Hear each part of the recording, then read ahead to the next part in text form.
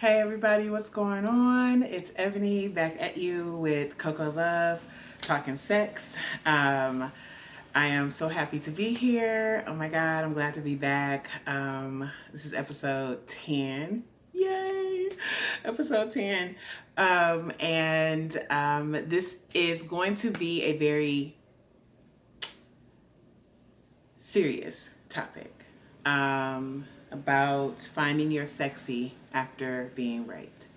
So before we get started, let me cleanse the area with some sweet smelling incense. We want some good vibes, good energy. So it took me a minute. I really thought long and hard about this, and I decided that I wanted to share my story. I know I'm not the only woman in the world, obviously, unfortunately, that has been molested and or raped. But I wanted to speak from firsthand my experience. So first of all, let's get something really clear. If you feel like you're going to be triggered because of this, if you feel like you can't handle anything that I'm going to say, then stop right now and move on. Don't watch this video. I'm going to be discussing what happened to me when I was raped and how I got through it, how I found my sexy, how I found my femininity back, and how I survived. So here's your opportunity now. You do not have to watch this video. At the end of the video, or in the comment section down in the description box below, I will post a few resources for women and men who may know someone, or men if you need it. I mean, men get raped. It's fucked up, but it happens. Period. To a man or a woman, it's fucked up.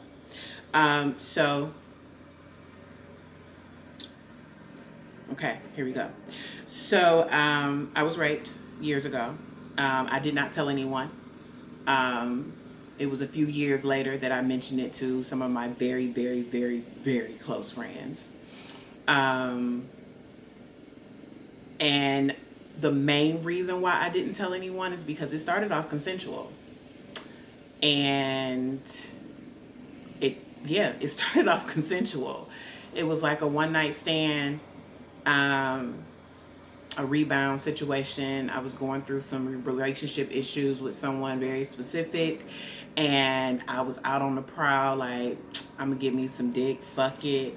And I had got to the end of the night, pretty much was like, never mind, fuck it, I'm just gonna get me some blunt wraps, go home, smoke a blunt, give me a bottle of wine, I'll be fine, whatever.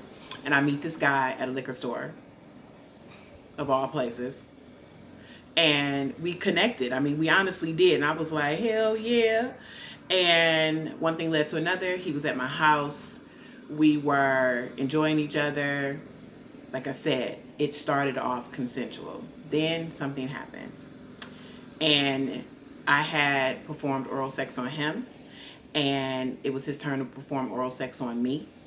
And he didn't want to. Y'all know how I feel about that. And I was like, oh, okay, well, never mind. And that was that. You can go. It's good. No, really, it's all good. You can go. And honestly, I should have known something was up because he was so extra forceful during head. He was extra forceful. And I was just like, really? And I mean, I told him he had to leave. I got up, I started to get dressed. I removed myself from the room as, as a sign of, no, it's time for you to go. Never mind. We can stop right here. I'm good. Never mind. And he grabbed me up, pretty much told me no, started choking me, slammed my face, my whole body into my sofa, slammed my face and my neck, my head into the cushions, and he started raping me. And I was suffocating, and I could not, suffocating. I was thinking to myself, all right, here we go. I'm about to die because I can't breathe. He was choking me, and what air I did have was being forced, my face was being forced into the cushion of the couch. And it was one of those old sofas where your face kind of, you can kind of disappear. it's one of those couches where like if you turn it upside down, all types of shit is gonna fall out of it. It was one of those types of couches. And I am spiritually sound. And I survived my situation because Spirit came to me and whispered something to my in my ear and told me to do nothing. And I didn't understand it first. And I didn't know what to I was like, what do you mean do nothing? At this point I was scared. I wasn't even sure if I was hearing Spirit correctly. I just knew I was about to die. I said a prayer of release. I was ready because I didn't know what to do. I couldn't get him off of me. I was feeling faint. And then Spirit said, lay still. Because I was fighting, which is the response that most women have. You start to try to fight to get away. And Spirit told me to be still, lay still. And I was obedient instantly. And I just stopped everything. I stopped trying to fight. I stopped clawing at him. I stopped trying to get his hand from around my neck. I stopped trying to move my face from out of the cushion. I just stopped everything. It was almost like I stopped myself from breathing as well. And all of a sudden, the grip around my neck lightened. He adjusted himself. He kept pushing my legs open, but it wasn't working. He started to go soft. He was losing his erection, and I didn't move. I just laid there, and his hand released, and he snatched me up, and when he did that, it released me so that I could breathe. But I was so scared to let him know that I could breathe and that I hadn't like completely given up, that I almost held my breath and I needed to breathe so bad. But it's very interesting what some adrenaline will help you be able to do and what the Spirit in your ear will help you be able to do. And I had the most controlled breathing I've ever had in my entire life. And as he went more and more limp, now it was a bunch of bitches. He went back to choking me, but he was so frustrated at losing his power over me when I stopped fighting that he got up, pulled his shit up, pulled his pants up, all of that other stuff. And he continued to cuss me, and he left. Just like that. I was sore everywhere. I had bruises around my neck. I had a bruise across here from where he had, I don't know what he was doing, but he was so heavy right here. Maybe it was the heel of his hand. I don't know. But it came up, the bruise came up immediately. I was very sore in between my legs. My vagina was sore. Like I was hurting.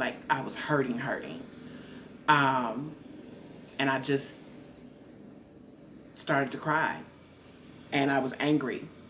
And I was mad at myself.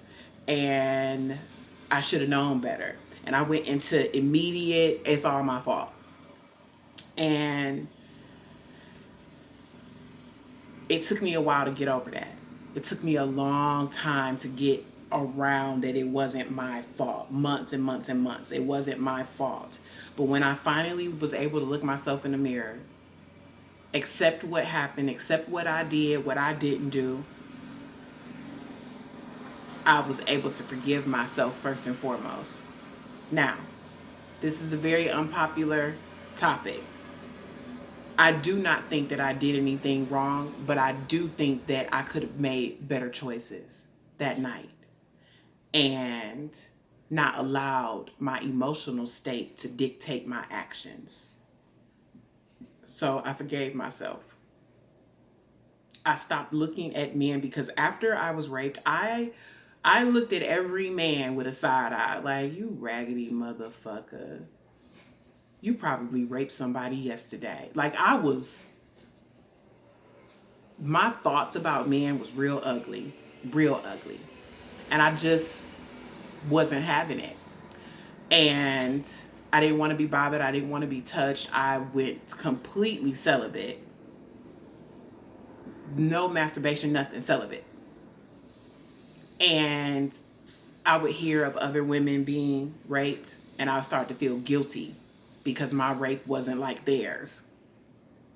And that how dare I think that I was raped, or to try to say that I had a story or that it happened to me. And I went through a lot.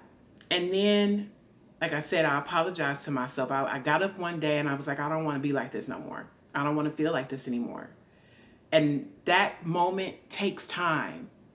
So ladies, whatever you're going through, if it has happened to you, just know that you will, if you want to get to that place, let me put this incense out. If you want to get to that place where you're like, okay, it's all right.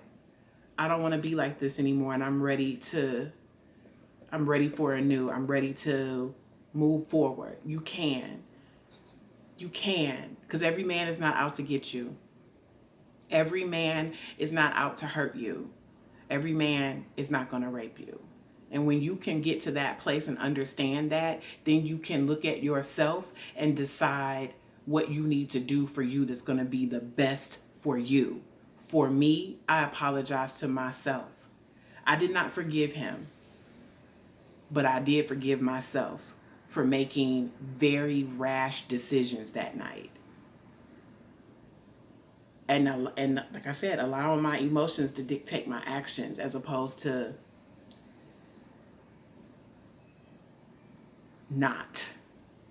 And that's me, because I know me. And if you know me, you don't. But if you were to know me, you would know that of all of my friends, I'm the responsible one. I'm the rational, logical thinking one. I'm the one to go, like if nothing else, I should have told somebody that I was having somebody come over to my house. And I should have had my friend down the hall come check on me in a few minutes. Like, I didn't have a protocol or anything set up, and so I could have done something differently. I didn't. It happened. It's over. I moved on. I stopped being angry at men. I stopped being self-doubting myself. I stopped thinking that I wasn't sexy enough, or that why did that happen to me? Maybe it was because all types of self-insecurity issues. Maybe because I'm plus size and he didn't want to eat my fat pussy. Like I went through all types of ridiculousness. And then I stopped myself and I said, no, I have the power to be better, to feel better, not blame men. It's not all men. And that's what I did. I took care of myself. I know everybody's situation is not my situation. I know everybody's circumstances their attack didn't happen the same way as mine. But nonetheless, I was still attacked. You were still attacked. You have been attacked. It's hard to be intimate with someone afterwards. It's very hard. And so I chose celibacy. You don't have to choose that path, but just know that person that you're going to be intimate with isn't out to get you. And remember that. Or you can just stop altogether. And you don't have to tell anybody why you decided to become celibate until you feel like you're ready to come out of it.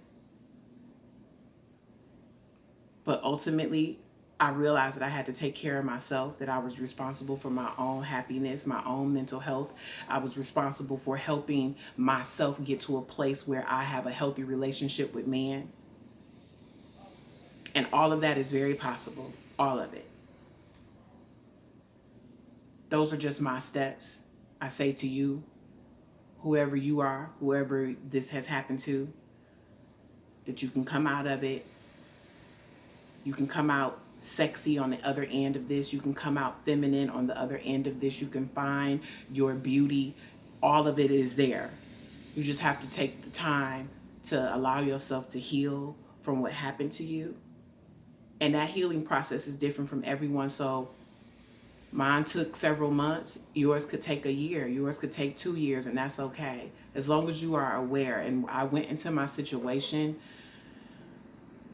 I walked through my situation being aware of myself. And allowing myself to feel what I needed to feel, and then letting go of what I needed to let go.